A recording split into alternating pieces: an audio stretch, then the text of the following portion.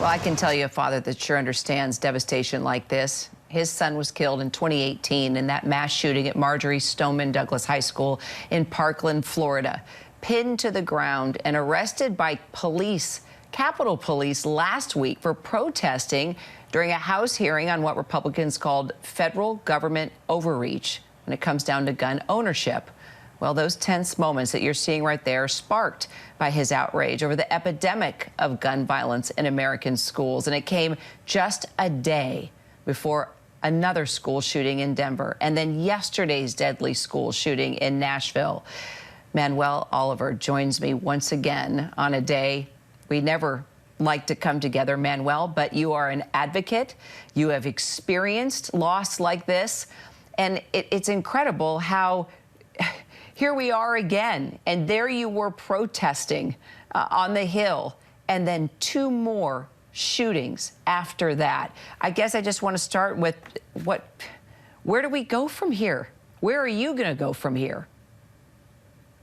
Well, I want to go in a more challenging, disruptive action. I think that we have been very polite. My tolerance after losing my son has been handled in the best possible way, but this is like too much. And if I keep on looking at this in action from our representatives, only actions when someone like me, and there's thousands like me, decide to disrupt and decides to raise the voices of our loved ones, then they do something, then they arrest them. But other than that, they won't do anything. So we have to take extreme measures for this. We're calling for a national education strike from all levels of education, and I hope that we can achieve these kind of movements out there sooner than later. Manuel, what is it going to take, though, to see something actually happen? We have talked now, what, half a dozen times since the death of your son, Joaquin, and we're seeing the same thing happen over and over again. Do you see anything different in this school shooting than in the others? No, I see no difference. I see the narrative at this point is going to be around the fact that the shooter is transgender. There's always something to, go in a different direction of where the root of the problem is, and it's the access to guns. We keep saying it, we keep showing it, we keep presenting it, life after life. Joaquin was shot 240 victims ago. So I think what it takes is, again, extreme measures, pressure, things that sound crazy, but they're not. The only crazy thing here is that someone can get into a school holding legally purchased war weapons and kill innocent. That's the crazy part of the story. So whatever we do, we'll never reach that amount of craziness. Let's do stuff that challenge representatives so they can make the right decision. And it's not just the fact that they have legally purchased these weapons, right? But these are individuals that are struggling. Every single one of these shooters has left something behind, a manifesto, talks of suicide, behavioral issues in the past, parents that were aware of warning signs. If we look back at every single school shooter, right, there were signs. There were things that needed to be done to help this individual. And yes, we are learning that this shooter was transgender, probably struggling with the fact growing up in a religious family and never feeling right about, who she was, who she wanted to be. So there's so much more than access to these weapons, right? But it's the individual and the help that they need prior to that opportunity to go in and purchase a weapon. So more needs to be done. We also know that this type of individuals with problems are everywhere around the world. Right. We're not the only nation that has people struggling with problems.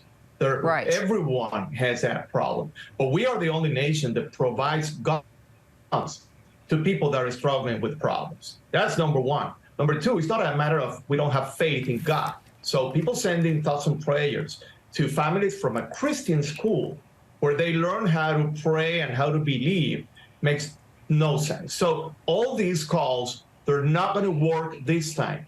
These arguments are going to fall by themselves. This is not because the person was struggling. No, the person was struggling and it was allowed by the system to purchase AR-47 rifle. How is that normal?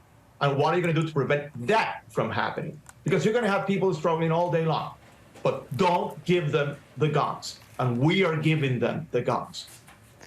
So we heard from President Biden once again today. He is calling on Congress to pass an assault weapons ban. He said it yesterday. He said it again today. His quote was, "Congress has to act. The majority of the American people think having assault weapons is bizarre. It's a crazy idea."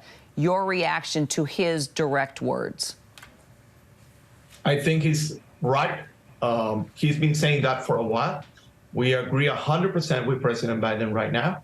But President Biden by himself, he can't make that happen. Honestly, I mean, he can say it 100 times, but the Congress members will have their own opinion on these and their own call and their own vote. That's why we need to support President Biden, support the message of banning assault weapons with our actions. The youth, the American youth, they need to get out there, protect themselves, because no one is protecting you. No one is doing anything to keep you alive. Not only in the schools, but in movie theaters, in parties, in music festivals.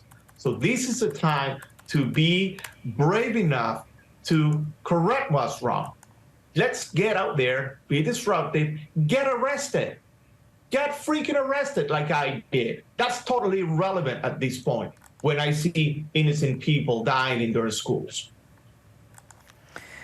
I wish it wasn't always after a mass shooting that we're talking, Manuel, but you are a tremendous advocate and you're tireless and we need you in this country fighting for our kids and fighting for just the safety of our kids. I appreciate you, Manuel, once again coming on and talking with me. Thank you. Have a great day. It was a pleasure talking to you. Hi, everyone. George Stephanopoulos here. Thanks for checking out the ABC News YouTube channel. If you'd like to get more videos, show highlights, and watch live event coverage, click on the right over here to subscribe to our channel. And don't forget to download the ABC News app for breaking news alerts. Thanks for watching.